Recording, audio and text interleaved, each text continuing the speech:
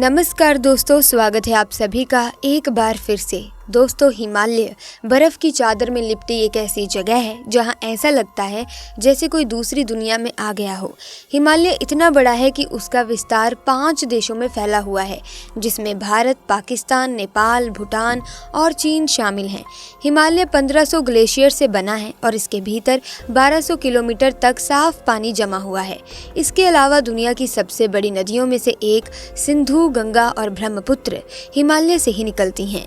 हिमालय के बारे में ऐसी बहुत सी बातें हैं जिनमें से कुछ को आप जानते होंगे और कुछ को नहीं। लेकिन दोस्तों, आज हम आपको इस वीडियो में एक ऐसी घटना के बारे में बताने जा रहे हैं जिसे सुनकर आपके रोंगटे खड़े हो जाएंगे। दोस्तों, ये घटना घटित हुई है सन 1986 में एक व्यक्ति के साथ, जिसके बाद उस व्यक्ति का पूरा जीवन ही बदल गया। जब एक व्यक्ति हिमालय के पहाड़ों में घूम रहा था, तब उसे किसी ने आवाज़ देकर अपने पास बुलाया। वो व्यक्ति जब उस व्यक्ति के पास गया तो उसकी आंखें खुली की खुली रह गई। इस घटना के बाद उस व्यक्ति के जीवन पर क्या प्रभाव पड़ा, जानते हैं आज की इस वीडियो में। दोस्तों, ये कहानी है उत्तराखंड के हिमालय पर्वतों के बीच बसे रानीखेत की। रानीखेत में 1986 में एक ऐसी घटना घटी थी जिसके बाद पूरी दुनिया की नज़र रानीखेत पर पड़ गई। दरअसल दोस्तों, 1986 में जब व्यक्ति के साथ ऐसी चमत्कारी घटना घटी जिसके बाद वो पूरी दुनिया के लिए विश्व गुरु बन गए। जी हाँ दोस्तों, मैं बात कर रही हूँ श्यामा चरण लहरी महाशय की। आज से करीब 150 साल पहले ये सेना में अकाउंटेंट के पद पर दानापुर में कार्यरत थे। अचानक उनको सूचना मिली कि उनका ट्रांसफर अल्मोड़ा जिले के रानीखेत में हो गया है, जहाँ पर सेना का नया कैंप स्थापित किया जा रहा है। उस वक्त पहाड़ों पर मोटरसाइकिल, ट्रेन आदि की व्यवस्था नहीं थी। श्यामा चरण लहरी अपने एक सेवक के साथ घोड़े और बग्गी से यात्रा करते हुए दानापुर से रानीखेत तक पहुंचे। उनको रानीखेत आने में 30 दिनों का समय लग गया। रानीखेत में लहरी महाशय के पास ज़्यादा काम करने के लिए नहीं था, तो वो खाली समय में पहाड़ों की सैर करने के लिए निकल जाया करते थे। उन्होंने ये भी सुन रखा था कि इस हिमालय क्षेत्र में बड़े बड़े संत निवास करते हैं और हमारे श्यामाचरण लहरी महाशय को संतों से मिलने की भी इच्छा थी।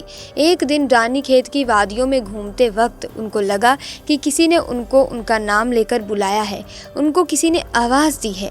ये जानने की इच्छा में वो द्रोणागिरी पर्वत की ओर चले गए, मगर उनके मन में शाम होने से पहले वापस आने का विचार चल रहा था। यही सोचते सोचते वे एक खुली जगह पर पहुंच गए, जिसके सामने गुफा थी, जहां पर उन्होंने एक अत्यंत दोस्तों तेजस्वी संत पुरुष को देखा। श्यामाचरण लहरी महाशय आश्चर्यचकित रह गए जब उस व्यक्ति ने कहा कि उन्होंने ही उनको आवाज़ देकर बुलाया है। तब श्यामाचरण लहरी महाशय को उन्होंने एक गुफा में विश्राम करने को कहा। उसके बाद उन रहस्यमयी संत ने एक कोने में पड़े कंबल की ओर इशारा करते हुए कहा कि तुम्हें वो आसन याद है ना? लहरी महाशय ने हाथ जोड़कर कहा कि महाराज, मैं तो यहाँ पर पहली बार आया हूँ और अब मुझे अंधेरा होने से पहले वापस निकलना चाहिए, क्योंकि सुबह मुझे ऑफिस में बहुत सारे काम हैं। ये सुनने के बाद उन बाबा जी ने कहा कि ऑफिस तुमको यहाँ लाने के लिए ही लाया गया है, तुम ऑफिस के लिए यहाँ नहीं आए। ऐसे में दोस्तों, एक दिव्य संत के मुख अरविंद से ये शब्द सुनकर लहरी महाशय अचंभित रह गए। संत ने आगे बताया कि तुम्हारे रानीखेत ट्रांसफर के लिए उन्होंने ही सेना के अधिकारी के मन को यहाँ स्वयं लाने और तुम्हारे यहाँ ट्रांसफर का सुझाव दिया था। उन दिव्य संत की इच्छा शक्तियों से ही वो कैंप रानीखेत में स्थापित किया गया था, जिसके पीछे उनका उद्देश्य लहरी महाशय को अपने पास बुलाना था। दोस्तों, संत ने लहरी महाशय के सिर को जैसे ही स्पर्श किया, वैसे ही उनके पूर्व जन्म की सारी स्मृतियां एकदम से जाग उठी और लहरी महाशय को याद आ गया कि ये संत उनके पूर्व जन्म के गुरु महाअवतार बाबा जी हैं। उन्हें याद आ गया कि पूर्व जन्म में उन्होंने इसी गुफा में कई वर्ष बिताए थे। पिछले जन्म के मधुर और पवित्र स्मृतियों से वो भाव विभोर हो उठे।